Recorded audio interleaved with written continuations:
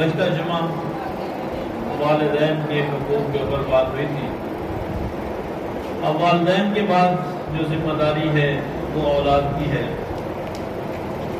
اللہ تبارک و تعالی نے اس آیت مبارکہ کے اندر ارشاد فرمایا، اے ایمان والو قوا انفسکم واہلیکم نارا، اپنے آپ کو اور اپنے گھر والوں کو، اپنے اہل و عیال کو، اپنی اولاد کو آگ سے بچاؤ۔ اللہ تبارک و تعالیٰ کی طرف سے اولاد بہت بڑی نعمت ہے۔ جو لوگ اولاد سے محروم ہیں، جن کو اللہ تعالیٰ نے اولاد کی نعمت سے محروم رکھا ہوا ہے، وہ احباب اولاد کی اس نعمت کی قدر و منزلت کو صحیح معنوں میں پہچان بھی سکتے ہیں، بتلا بھی سکتے ہیں۔ لیکن یہ دنیا کا اصول ہے کہ اللہ تعالیٰ کی طرف سے عطا کردہ اس نعمت کا استعمال، کوئی بھی نعمت ہو، اللہ کی طرف سے جتنی بھی نعمتیں عطا کی گئی ہیں، ان میں سے ہر ایک نعمت کا استعمال کا طریقہ بھی اللہ نے ارشاد فرما دیا۔ اللہ کے پاک حبیب صلی اللہ علیہ وسلم نے بھی ارشاد فرما دیا، اگر ان نعمتوں کو صحیح معنوں میں استعمال کرتے رہیں گے، اس کی قدر و منزلت پہچان کر اس کے مطابق چلتے رہیں گے، تو وہ نعمت ہم سب کے لیے فائدہ مند ہے۔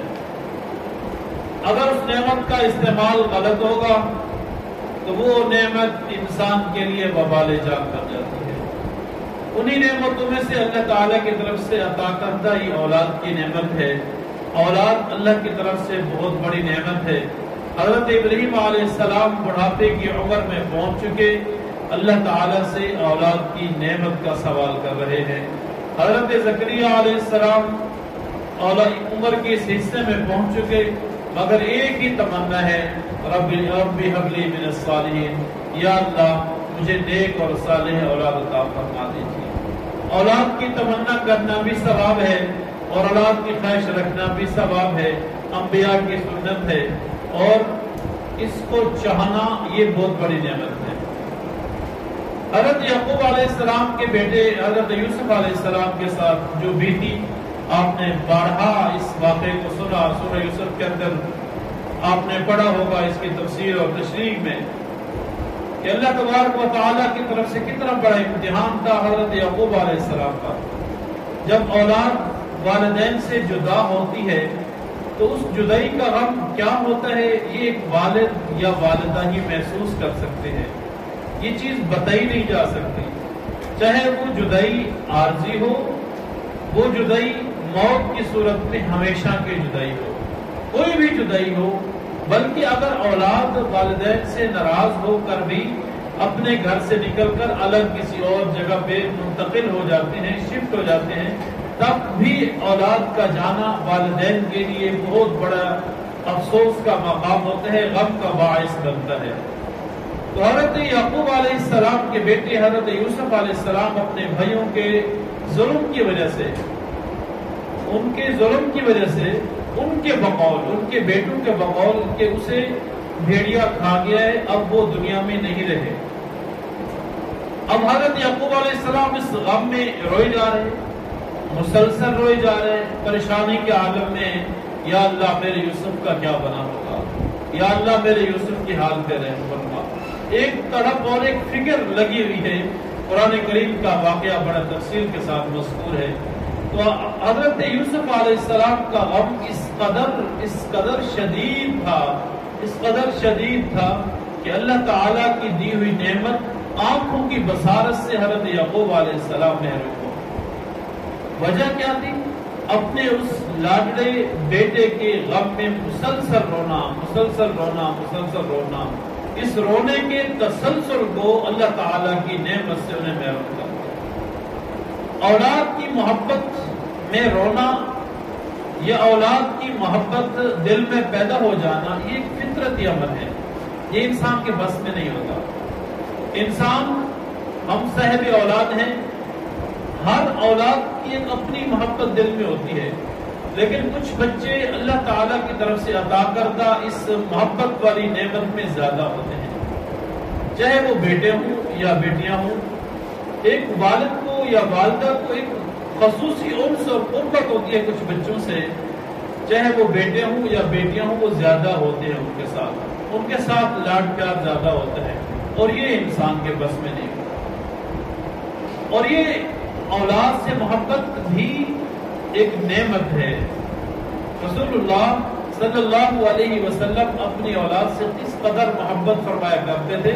احادیث کی کتابوں کے بہت بڑے ذخائر کے اندر یہ الفاظ موجود ہیں کہ رسالت امام صلی اللہ علیہ وسلم نماز کی حالت میں ہوتے اور آپ کی نواسی سیدہ زینب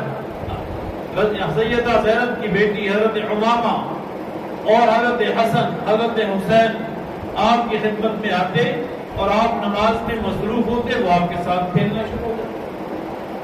کتنی مرتبہ حدیث میں آتا ہے کہ آپ صلی اللہ علیہ وسلم نے سجود کو رکوع کو لمبا کر دیا. کیوں؟ کہ حضرت حسن اور حضرت حسین آپ کے ساتھ کھیل رہے ہیں. ایک روایت میں آتا ہے کہ آپ کی سب سے بڑی صاحبزادی حضرت زینب رضی اللہ تعالیٰ عنہ کی بیٹی حضرت امامہ چھوٹی سی تھی.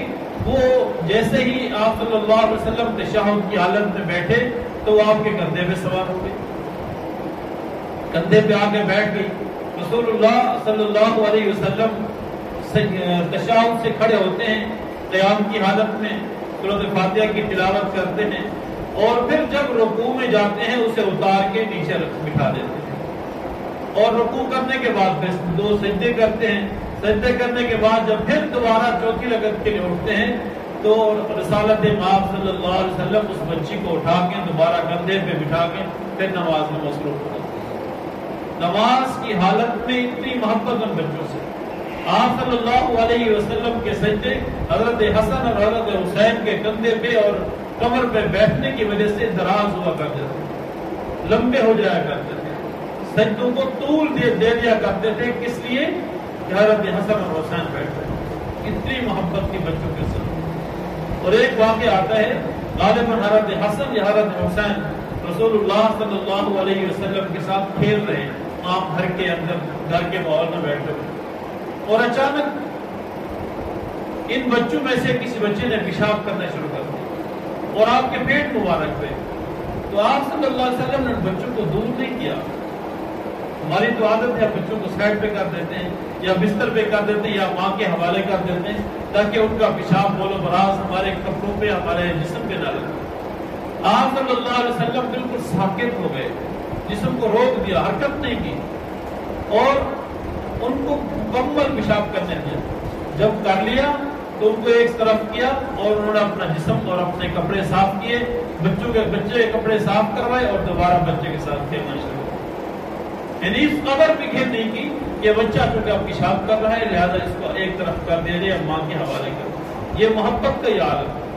بچوں کو اس قدر پیار دیا آپ صلی اللہ علیہ وسلم نے کہ بچے ان سے بہت زیادہ مانوس ہو جائے گا. بچے جہاں بھی ملے جس کے بھی ہوں ان سے پیار سے پیش آیا جائے. بچوں کے مزاج کے مطابق ان سے